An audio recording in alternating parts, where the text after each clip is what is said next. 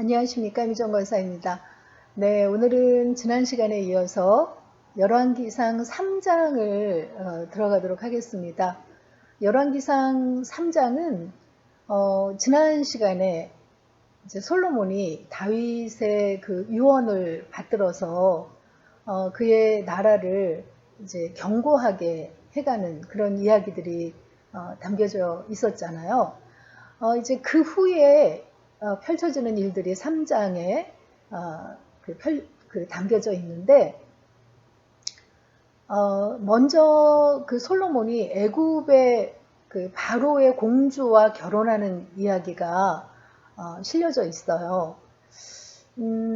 말하자면 그 정략 결혼이라고 할 수 있겠죠. 그 애굽이라는 강력한 나라의 공주와 결혼함으로써 이렇게 화친의 관계를 맺게 되는 그 결혼의 이야기가 그려져 있는데, 이것이 말년에 이제 솔로몬이 많은 여인들을 거느리면서 우상 숭배를 하게 되는 그런 어떤 단초가 되는 사건이라고 할 수 있겠습니다. 그리고 이어서 그 솔로몬이 어린 나이에 왕이 되고 나니까 하나님의 도우심 없이는 이 나라를 다스리기가 이제 두려웠겠죠. 그래서 기브온 산당에 가서 일천 번제를 드리면서 하나님께서 지혜를 부어 주시기를 구하는 그 이야기가 실려져 있어요. 그래서 하나님께서 그에 답해 주시는 그 장면과 그 후에 그 대표적인 그 솔로몬의 지혜를 엿볼 수 있는 그 창기 재판 사건까지 담겨져 있는 장입니다. 3장 첫 부분에 보면 솔로몬이 바로의 딸과 결혼했다는 이야기가 나옵니다. 사실 당시에 그 애굽 왕이 자신의 공주를 이방해 주는 것은 굉장히 이례적인 일이었거든요. 더더군다나 팔레스타인, 이스라엘이라는 조그만 나라의 왕인 솔로몬에게 주었다는 것은 애굽의 세력이 이제 쇠퇴 일로에 접어들었다는 것을 의미함과 동시에 다윗에 이은 솔로몬 왕국의 힘이 그만큼 강력했다는 것을 보여주는 사건이죠. 그렇지만 어떠한 이유에서든 솔로몬이 그 애굽의 공주와 결혼을 한 것은 성경적으로는 옳지 못한 것으로 봐요. 왜냐하면 이를 시작으로 해서 나중에 후비가 700명이 되고 또 첩이 300명에 이르게 되는 그 많은 여인들을 거느리면서 그들이 섬기는 이방 신들로 인해서 자신마저 타락하게 되는 그런 그 단초가 되었기 때문이죠. 솔로몬이 어린 나이에 왕이 되고 그 내부의 반란들을 진압하다 보니까 내심 불안해서 자신도 모르게 이런 안전장치를 마련하고 싶었을 것이라고 이해는 됩니다. 그렇지만 솔로몬이 바로의 공주와 결혼하는 과정에 하나님께 물었다는 이야기가 없고, 또 다른 하나는 결혼을 수단화해서 이렇게 그 어떤 안전장치를 삼았다는 것이 그 옳은 일로는 보지 않는다는 거죠. 바로의 딸을 데리고 와서 다윗성에 데려와서 성전과 궁이 지어지기를 기다렸다고 되어 있는데요. 다윗성은 예루살렘의 그 시온의 이 밑부분에 있는 그 곳이잖아요. 여기에 두고 이제 솔로몬이 즉위한 다음에 4년부터 11년까지 7년간 성전을 짓게 돼요. 그리고 이어서 궁전을 11년부터 24년까지 그 짓게 되기 때문에 거의 그 20년이 걸려서 완공을 하게 되는데, 그 기간 동안 바로 공주를 다윗성에 거하게 했다라고 기록을 하고 있는 것이죠. 그리고 그 다음에 이어지는 이야기가 솔로몬이 기드온 산당에서 1000번제를 드린 이야기가 나오는데, 지금 이렇게 예루살렘에 거하면서 그 당시에 아직 성전이 지어지지 않을 때이기 때문에 산당에 가서 하나님께 제사를 드렸는데, 그 사울의 고향이었던 기브온에 이렇게 산당이 큰 곳이 있었어요. 지금도 이 기브온 산당이 이렇게 기념물처럼 남아 있는데 이곳에 가서 1000번제를 드렸다는 거죠. 근데 솔로몬이 그 1000번제를 드렸다는 것이 오늘날 우리는 1000번의 예배를 드렸다라는 것으로 이렇게 이해를 해서 우리도 한 가지 어떤 기도 제목을 가지고 1000번 예배를 드리면서 하나님께 헌금을 드리고 하는 것을 지금도 보게 되거든요. 그런데 이 부분을 현대인의 성경에 그 번역해 놓은 곳을 보면 솔로몬 왕은 기브온으로 가서 1000마리의 짐승을 잡아 번제를 드렸다 이렇게 번역이 되어 있고, 쉬운 성경에도 솔로몬은 1000마리의 짐승을 잡아 제단에서 태워드리는 제사를 드렸습니다 이렇게 기록이 되어 있어요. 그러니까 꼭 1000번의 예배를 한 번에 한 마리씩의 그 짐승을 잡아 드리면서 1000번의 예배를 드렸다라는 것이 아니라 몇 번에 나눠서 제사를 드렸는지 모르겠지만 그 1000마리의 짐승을 잡아서 번제를 드렸다라는 것으로 해석하는 게 맞다고 보는 것이죠. 그러면서 솔로몬이 하나님께 어떤 기도를 드렸냐면요. 주의 종 내 아버지 다윗이 성실과 공의와 정직한 마음으로 주와 함께 주 앞에서 행함으로 주께서 그에게 큰 은혜를 베푸셨고 그를 위하여 이 큰 은혜를 항상 주사 오늘과 같이 그의 자리에 앉을 아들을 그에게 주셨나이다 라고 고백해요. 그것은 그 솔로몬이 자신이 왕이 된 것은 전적으로 하나님의 은혜였음을 고백하는 거죠. 하나님께서 그 다윗에게 그의 자리에 앉을 아들을 그에게 주셔서 자신을 왕으로 세우셨다고 고백하고 있는 것입니다. 그리고 또 종은 작은 아이라 출입할 줄을 알지 못하고 하는 것은 솔로몬이 자신의 연약함을 하나님 앞에 고백한 그런 부분이라고 할 수 있죠. 그러면서 듣는 마음을 종에게 주사 주의 백성을 재판하여 선악을 분별하게 하옵소서 하면서 실제로 요구하고 하나님께 간구한 것은 이거죠. 듣는 마음을 달라. 이게 그 전에 성경에서는 지혜로운 마음을 달라라고 했는데 그 원어에 가까운 그런 번역을 보면 듣는 마음이라는 그런 표현이 맞다고 해요. 그러니까 그 하나님의 말씀을 제대로 듣는 데서 지혜는 나오잖아요. 그리고 또 백성들의 어떤 그런 그 송사라든가 이런 것도 잘 들어야 또 그 선악을 분별할 수 있는 거잖아요. 그렇게 잘 듣는 지혜로운 마음을 주사 이 그 어린 나이에 내가 이 많은 백성들의 문제들을 재판할 때 선악을 분별할 수 있게 해달라고 하나님 앞에 간구한 것이죠. 그랬더니 이제 솔로몬이 잠을 잘 때 하나님께서 솔로몬에게 나타나셔서 내가 이것을 구하도다. 자기를 위하여 장수하기를 구하지도 아니하고 부도 구하지 아니하고 자기의 원수의 그 생명을 멸하기도 구하지 아니하고 오직 손사를 듣고 분별하는 지혜를 구하였으니 하면서 하나님께서 일반적으로 사람들이 구하는 장수나 부귀 영화를 구한 것이 아니라 일국의 왕으로서 그 송사를 분별할 수 있는 지혜를 구한다는 것을 굉장히 좋게 보셨다는 거죠.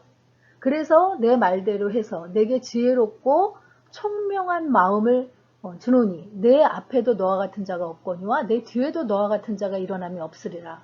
그러면 솔로몬이 이 땅의 사람 중에서는 가장 지혜로운 사람이 되게 해주실 거라는 그런 이야기잖아요. 그리고 내가 구하지 아니한 부귀와 영광도 내게 주노니 내 평생의 왕들 중에 너와 같은 자가 없을 것이다. 해서 정말 그 앞으로 솔로몬이 전성기를 누리면서 부귀와 영광을 누리는 것을 우리가 보게 되죠. 내가 만일 내 아버지 다윗이 행함같이 조건이 붙어요. 다윗이 행함같이 내 길로 행하며 내 법도와 명령을 지키면 내가 또 내 날을 길게 하리라. 내 날을 길게 하리라 라는 것은 장수의 복을 말하는 거잖아요. 그런데 하나님의 법도와 명령을 그 아버지 다윗처럼 그렇게 지키고 행하면 장수하게 하겠다 하는 건데, 사실 그 솔로몬이 이 부분을 지키지 못했죠. 후에 하나님의 법도를 떠나서 그 이방 여인들을 들임으로 그 우상을 숭배했기 때문에 장수의 복은 누리지 못한 것을 우리가 나중에 보게 됩니다. 이렇게 하나님께 일천번제를 기브온 산당에서 드리고 응답을 받고 나서 기브온에서 예루살렘으로 돌아와서 그 하나님의 그 궤가 있는 그 번제단이 있는 그 성막이 있는 곳에서 솔로몬이 감사제를 하나님 앞에 올려드리는 것을 볼 수 있습니다.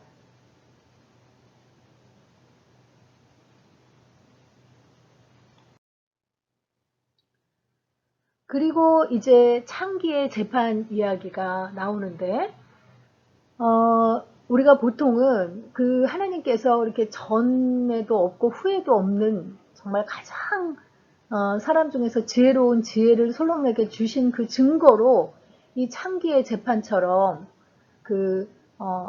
이건 너무나 우리가 그 동화처럼 잘 아는 이야기잖아요.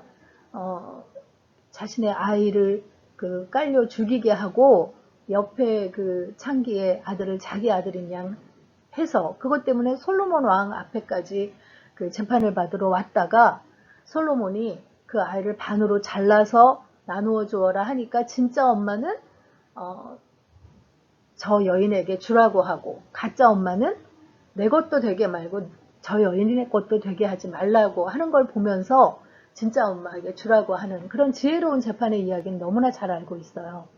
이것이 솔로몬이 정말 지혜롭다 하는 것을 느끼게 하는 그런 그 예화로 우리가 알고 있지만, 사실 이 열왕기서가 쓰인 것은 남유다가 바벨론에 의해서 망하고 바벨론으로 포로로 끌려가서 포로 생활을 할 때 이것이 쓰여지고 그 당시에 포로 생활을 하는 이스라엘 백성들에게 읽혀진 이야기라고 했잖아요.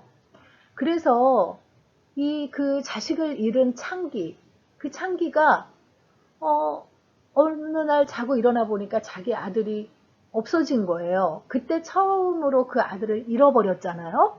그런데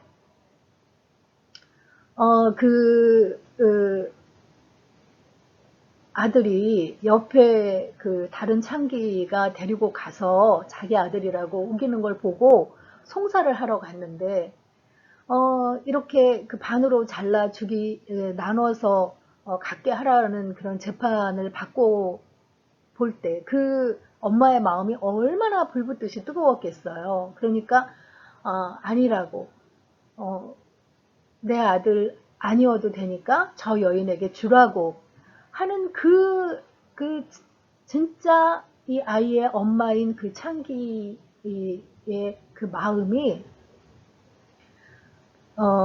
이스라엘을 2번 이루신 하나님의 마음과 같다라는 것을 비유하는 그런 예화라고 이렇게 또 얘기를 하고 있습니다. 하나님께서는 이스라엘을 자신의 정말 신부처럼 자식처럼 여기고 가나안 땅에 땅을 뿌리를 내리고 하나님과 좋은 관계를 이루면서 살아가기를 원하셨는데 이스라엘이 우상 숭배를 하고 그러면서 하나님을 떠났잖아요. 그래서 이스라엘을 잃어버리셨다고 그 아픔을 겪으셨는데 결국은 바벨론이라는 도구를 삼아서 심판을 할 수밖에 없었는데 그 바벨론에 끌려가서도 우상 숭배를 하는 것을 보고 하나님께서 그 마음이 이 2번 자식을 잃은 이 창기의 마음과도 같이 아프셨다는 것을 보여주는 예화다라고 이렇게 이야기를 하고 있는 거죠. 그래서 그런 부분에서 다시 한번 묵상을 해보시면 좋을 것 같아요. 그래서 오늘의 묵상 포인트는 우리가 구하는 것보다 더 주고 싶어 하시는 하나님의 마음을 헤아려 봅시다 하는 것입니다. 솔로몬이 지혜 하나를 구했지만 지혜뿐만이 아니라 부귀 영화와 장수까지 더해주고 싶어 하시는 하나님의 마음을 헤아리면서 그 하나님의 마음을 아프게 하지 않는 그런 우리 자녀들이 되었으면 좋겠다라는 생각을 해봅니다. 열왕기상 3장 읽고 마치도록 하겠습니다. 3장. 솔로몬이 애굽의 왕 바로와 더불어 혼인관계를 맺어 그의 딸을 맞이하고 다윗 성에 데려다가 두고 자기의 왕궁과 여호와의 성전과 예루살렘 주위의 성의 공사가 끝나기를 기다리니라. 그때까지 여호와의 이름을 위하여 성전을 아직 건축하지 아니하였으므로 백성들이 산당에서 제사하며 솔로몬이 여호와를 사랑하고 그의 아버지 다윗의 법도를 행하였으나 산당에서 제사하며 분향하더라. 이에 왕이 제사하러 기브온으로 가니 거기는 산당이 큼이라. 솔로몬이 그 제단에 1000번제를 드렸더니 기브온에서 밤에 여호와께서 솔로몬의 꿈에 나타나시니라. 하나님이 이르시되 내가 네게 무엇을 줄까 너는 구하라. 솔로몬이 이르되 주의 종 내 아버지 다윗이 성실과 공의와 정직한 마음으로 주와 함께 주 앞에서 행함으로 주께서 그에게 큰 은혜를 베푸셨고 주께서 또 그를 위하여 이 큰 은혜를 항상 주사 오늘과 같이 그의 자리에 앉은 아들을 그에게 주셨나이다. 나의 하나님 여호와여, 주께서 종으로 종의 아버지 다윗을 대신하여 왕이 되게 하셨사오나 종은 작은 아이라 출입할 줄을 알지 못하고 왕께서 택하신 백성 가운데 있나이다. 그들은 큰 백성이라 수요가 많아서 셀 수도 없고 기록할 수도 없사오니 누가 주의 이 많은 백성을 재판할 수 있사오리까? 듣는 마음을 종에게 주사 주의 백성을 재판하여 선악을 분별하게 하옵소서. 솔로몬이 이것을 구하며 그 말씀이 주의 마음이 든지라. 이에 하나님이 그에게 이르시되 내가 이것을 구하도다. 자기를 위하여 장수하기를 구하지 아니하며 부도 구하지 아니하며 자기 원수의 생명을 멸하기도 구하지 아니하고 오직 송사를 듣고 분별하는 지혜를 구하였으니 내가 네 말대로 하여 내게 지혜롭고 총명한 마음을 주노니 내 앞에도 너와 같은 자가 없었거니와 내 뒤에도 너와 같은 자가 일어나며 없으리라. 내가 또 내가 구하지 아니한 부귀와 영광도 내게 주노니 내 평생의 왕들 중에 너와 같은 자가 없을 것이라. 내가 만일 내 아버지 다윗이 행함같이 내 길로 행하며 내 법도와 명령을 지키면 내가 또 내 날을 길게 하리라. 솔로몬이 깨어보니 꿈이더라. 이에 예루살렘에 이르러 여호와의 언약궤 앞에 서서 번제와 감사의 제물을 드리고 모든 신하들을 위하여 잔치하였더라. 그때 창기 두 여자가 왕에게 와서 그 앞에 서며 한 여자는 말하되 내 주여 나와 이 여자가 한 집에서 사는데 내가 그와 함께 집에 있으며 해산하였더니 내가 해산한 지 사흘 만에 이 여자도 해산하고 우리가 함께 있었고 우리 둘 외에는 집에 다른 사람이 없었나이다. 그런데 밤에 저 여자가 그의 아들 위에 누움으로 그의 아들이 죽으니 그가 밤중에 일어나서 이 여종 내가 잠든 사이에 내 아들을 내 곁에서 가져다가 자기의 품에 누이고 자기의 죽은 아들을 내 품에 누였나이다. 아침에 내가 내 아들을 젖먹이려고 일어나 본즉 죽었기로 내가 아침에 자세히 보니 내가 낳은 아들이 아니더이다 하매 다른 여자는 이르되 아니라 산 것은 내 아들이요 죽은 것은 내 아들이라 하고 이 여자는 이르되 아니라 죽은 것이 내 아들이요 산 것이 내 아들이라 하며 왕 앞에서 그와 같이 쟁론하는지라. 왕이 이르되 이 여자는 말하기를 산 것은 내 아들이요 죽은 것은 내 아들이라 하고 저 여자는 말하기를 아니라 죽은 것이 내 아들이요 산 것이 내 아들이라 하는도다 하고 또 이르되 칼을 내게로 가져오라 하니 칼을 왕 앞으로 가져온지라. 왕이 이르되 사나이를 둘로 나누어 반은 이 여자에게 주고 반은 저 여자에게 주라. 그 사나들의 어머니 되는 여자가 그 아들을 위하여 마음이 불붙는 것 같아서 왕께 아뢰어 청하건대 내 주여 사나이를 그에게 주시고 아무쪼록 죽이지 마옵소서 하되 다른 여자는 말하기를 내 것도 되게 말고 내 것도 되게 말고 나누게 하라 하는지라. 왕이 대답하여 이르되 사나이를 저 여자에게 주고 결코 죽이지 말라. 저가 그의 어머니이라 하매 온 이스라엘이 왕이 심리하여 판결함을 듣고 왕을 두려워하였으니 이는 하나님의 지혜가 그의 속에 있어 판결함을 봄이더라.